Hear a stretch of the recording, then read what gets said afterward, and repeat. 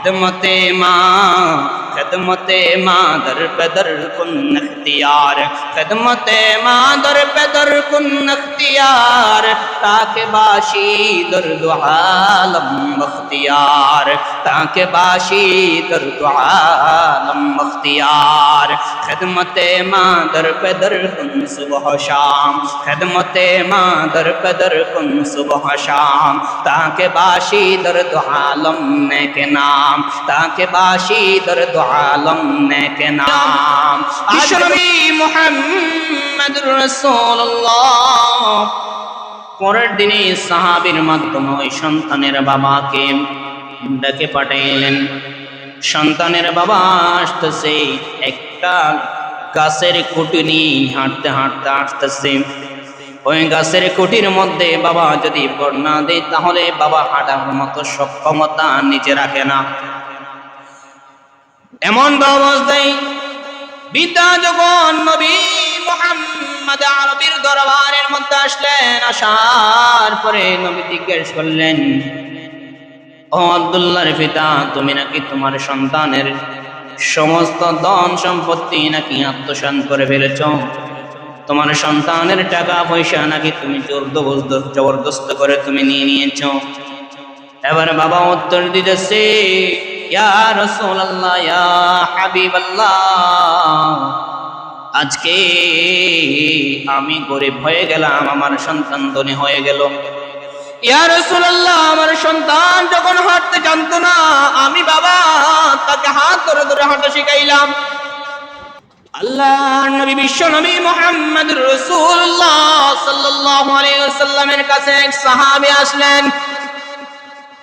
এক সাহাবী আয়েশা আরজ করলেন, ইয়া রাসূলুল্লাহ, ইয়া হাবিবাল্লাহ,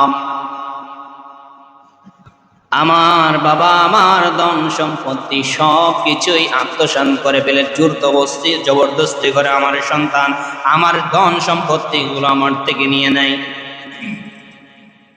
আল্লাহর নবীর যখন এই বিচার দিলাম, বিশ্বনবী মুহাম্মদুর রাসূলুল্লাহ পরের দিনে সাহাবীর মাধ্যমে ওই সন্তানের বাবাকে ডেকে পাঠাইলেন।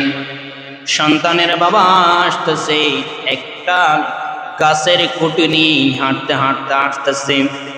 ওই গাছের খুঁটির মধ্যে বাবা যদি ভর না দেয় তাহলে বাবা হাঁটার মতো সক্ষমতা নিচে রাখে না।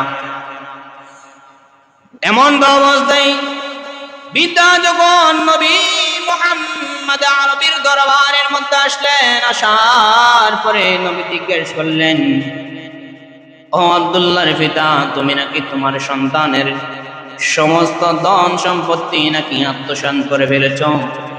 তোমার সন্তানের টাকা পয়সা নাকি তুমি জবরদস্ত করে তুমি নিয়ে নিয়েছ?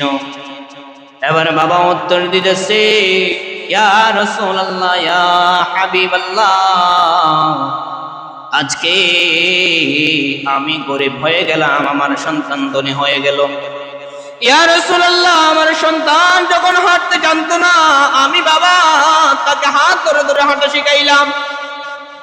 আমি যখন বড় ছিলাম, আমি তখন ধনী ছিলাম, আমার সন্তান তখন গরিব ছিল।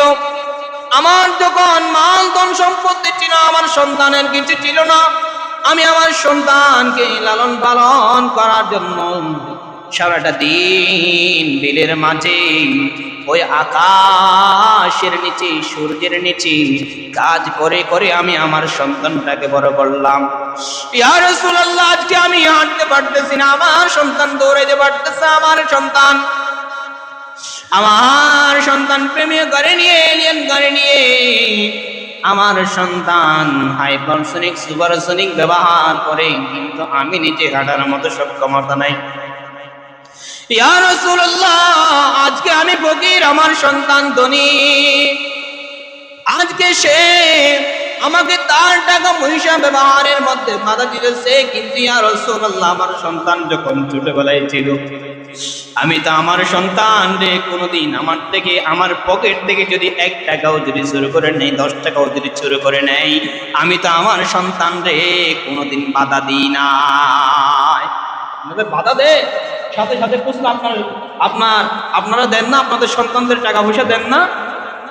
এই সন্তানকে আপনি যখন আজকে টাকা দিলেন, পয়সা দিলেন, বাবা বিদ্যায় উপনীত হয়ে গেল।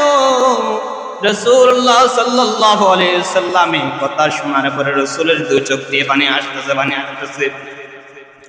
আমার নবী ডাক দিয়ে বললেন, ওগো আমার সাহাবারা, শুনে রাখো, আমি নবী কসম করে বললাম, আমি নবী কসম করে বললাম, এই কথা যদি জঙ্গলের যদি কোনো পাথরও যদি শুনতো, আমি নবী আল্লাহর কসম করে বলছি, ওই পাথরও দুই চোখের পানি আটকায় রাখতে পারতো না। বলেন আল্লাহু আকবার।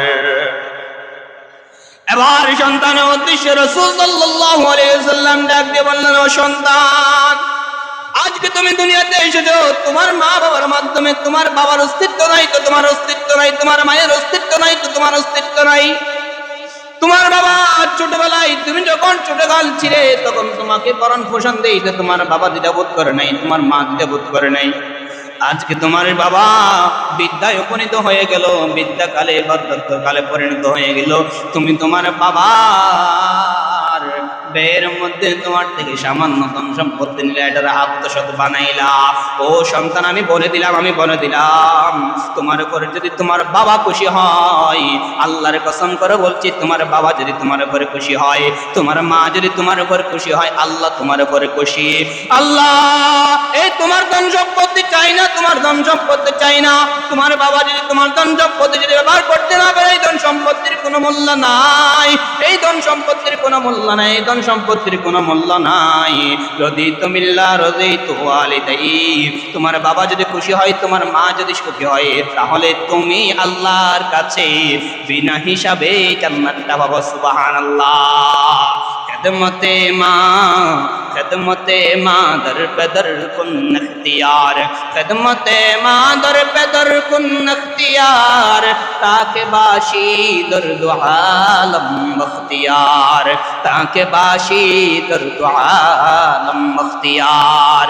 खिदमते माँ दर पे दर कुन सुबह शाम, खिदमते माँ दर पे दर कुन सुबह शाम, ताके बाशी दर्द आलम ने के नाम, ताके बाशी दर्द आलम ने के नाम। আজকে তোমার মা আছে, তোমার বাবা আছে, তাহলে তোমার মা বাবা তাকে যদি, তাহলে তাদের দোয়া নিয়ে দুনিয়াটা কামায়া নাও। তাদের মা বাবার দোয়ার কারণে মাত্র নিজামউদ্দিন আউলিয়া পৃথিবী শাসন করতে পেরেছে। বাইজিদ বুস্তামি, ইতিহাস পড়ে দেখো, বাইজিদ বুস্তামি পৃথিবীটাকে নিজের হাতের মুঠোর মধ্যে নিয়েছে।